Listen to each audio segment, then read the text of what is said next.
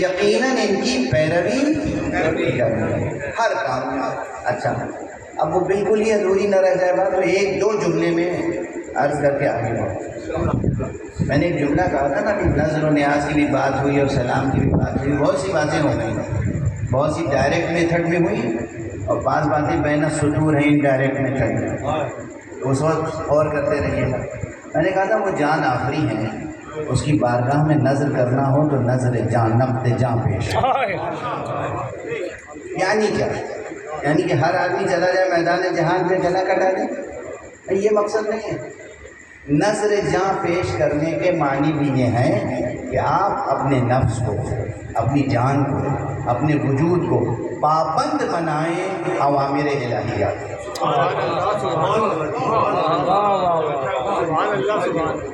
پابند بنائیں اوامر الہیات. اب وقت نہیں ہے کہ میں آیتیں پڑھ کے اس کا ترجمہ اور تفسیر اپنے انداز میں کروں, بالکل ختم. اگر انسان اللہ کی خاطر, یہ قرآن مجید میں ہے سورہ مزمل کی آخری آیت, اگر اللہ کی خاطر کوئی انسان اپنی روزی روٹی کمانے کے لیے تجارت بھی کر رہا ہے تو اس کا مرتبہ اللہ نے بالکل ویسے ہی رکھا ہے جیسے کوئی اللہ کی خاطر میدان جہاد میں قتال کر رہا ہے. توجہ ہے؟ ایک شخص جا کے میدان جہاد میں کیا کر رہا ہے؟ قتال. تلواروں سے تلواریں ٹکرا رہی ہیں, گردنیں کٹ رہی ہیں, زخم لگ رہے ہیں اور جانے جا رہی ہیں. ایک طرف وہ اور ایک طرف ایک شخص حق حلال کی روزی کمانے کے لیے دنیا میں سفر کر رہا ہے. اللہ نے ایک سیاق و سباق میں رکھا ہے دونوں کو. اور رسول اللہ صلی اللہ علیہ وآلہ وسلم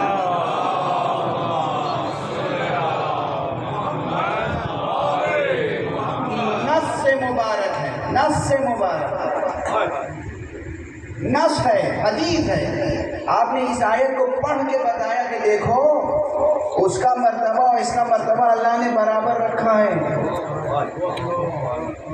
تو جو حضرات کاسب ہیں, جو حضرات تاجر ہیں, جو حضرات مختلف پیشوں میں کام کرتے ہیں, احساس کمتری میں نہ رہیں کہ ہمارا مرتبہ کچھ کم ہے. اللہ کریم ہے. یہ جس طرح آسمان سب کے سروں پہ سایہ کیے ہوئے نا برابر سے, یہ آسمان یہ دیکھ کے سایہ کرتا ہے کہ عالم کون ہے جاہل کون.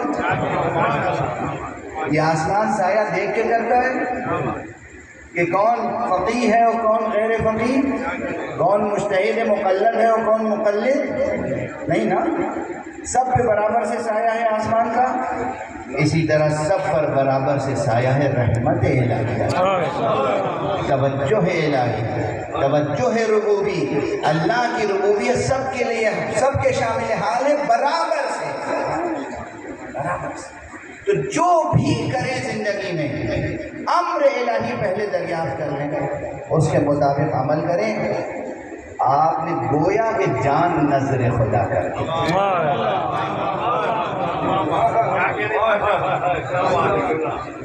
سمجھیں, دھیرے دھیرے بات آگے بڑھ رہی ہے. کل میں نے وہاں الصادق مسجد میں ایک جملہ عرض کیا تھا غالباً کہ تقویٰ کے معنی کیا ہیں. آب زلال توحید میں تمام عناصر زندگی کو گوندھ کر ایسا خمیر اٹھانا کہ توحید ہماری زندگیوں میں نافذ ہو جائے.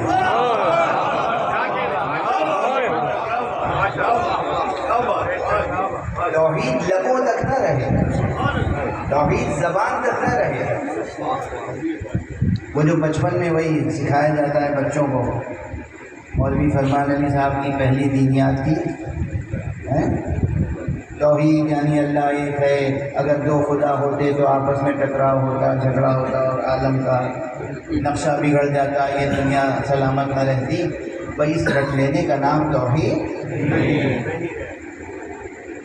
اتنی جو اہمیت توحید پر ہے وہ اس لیے کہ ہماری زندگی میں ہر ادا تقاضائے توحید کے سانچے میں ڈھلی ہوئی ہے۔ معلوم ہو کہ یہ حیوان نہیں انسان ہے، معلوم ہو کہ یہ خدا شناس ہے، معلوم ہو کہ یہ موحد ہے، معلوم ہو کہ یہ بے مولا کا نہیں ہے، مولا رکھتا ہے۔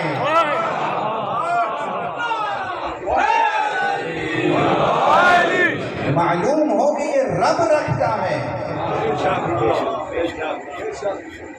کسی غالب کو تنزل یہ نہ کہنا پڑے زندگی اپنی اسی ڈھب سے جو گزری غالب ہم بھی کیا یاد کریں گے کہ خدا رکھتے ہیں۔ نہیں نہیں، ہم خدا رکھتے ہیں، ہم رب رکھتے ہیں، مالک رکھتے ہیں، معبود رکھتے ہیں، ہم مولا رکھتے ہیں۔ وہ مولا حقیقی ہے اللہ سبحانہ و تعالی، کسی اور کو مولا بنانے کی ضرورت نہیں ہے۔ اور تقاضائے تقویٰ اور تقاضائے توحید یہ ہے کہ اللہ کو مولا مانے، اس کے علاوہ کسی کو مولا نہ مانے، اور اس کو ضرور مولا مانے جسے اللہ مولا بنائے۔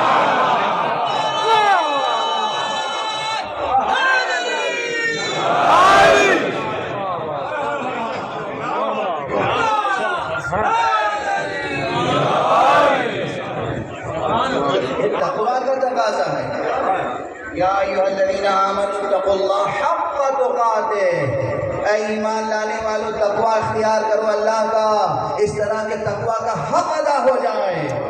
ولا تموتن الا وانتم مسلمون، اور دیکھو ہرگز ہرگز ہرگز مرنا نہیں جب تک علی کی بیعت نہ کر لیں۔ صلوات پڑھ دیں محمد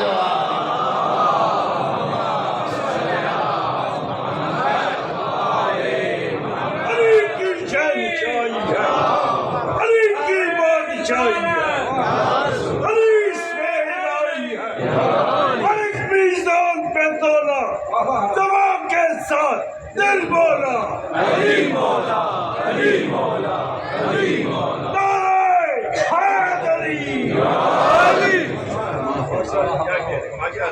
مختلف حضرات نے مختلف تقاضے کیے تھے، مگر اب ذہن اسی رخ پہ چل رہا تھا تو چلتا انشاءاللہ وعدہ رہا۔ ٹھیک ہے، یہ سمجھے اب یہ لوگ کہیں گے یار سبحان اللہ، دیکھا کہاں سے کہاں ترجمہ پلٹ دیا اس نے، پلٹ دیا نہیں، پلٹا نہیں۔ وَلَا تَمُوتُنَّ إِلَّا وَأَنْتُمْ مُسْلِمُونَ، دیکھو ہرگز ہرگز ہرگز مرنا نہیں مگر یہ کہ مکمل طور پر امر الہی کے آگے سر تسلیم خم کر دینا۔ امر الہی تمہارے پاس فردن فردن جبرائیل لے کے تھوڑی آئیں گے۔ اگر مصطفیٰ صلی اللہ علیہ وآلہ وسلم کہیں سلموا علی علی بامرۃ المؤمنین، علی کو جا کے سلام کرو، السلام علیک یا امیر المؤمنین کہہ کر، تو یہ سلام کرنا بھی تقاضائے کمال تقویٰ ہوگا۔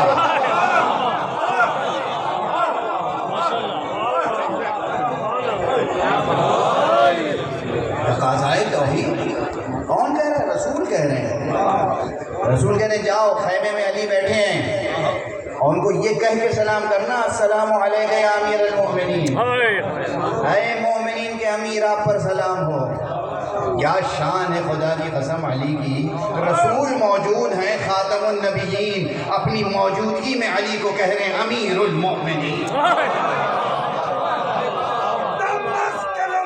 علی علی نمسکر اللہ علی علی نبیوں نے پکارا علی علی نبیوں نے پکارا علی علی تیری قبر کے اندر علی علی تیری قبر کے باہر علی علی نعرہ حیدری علی۔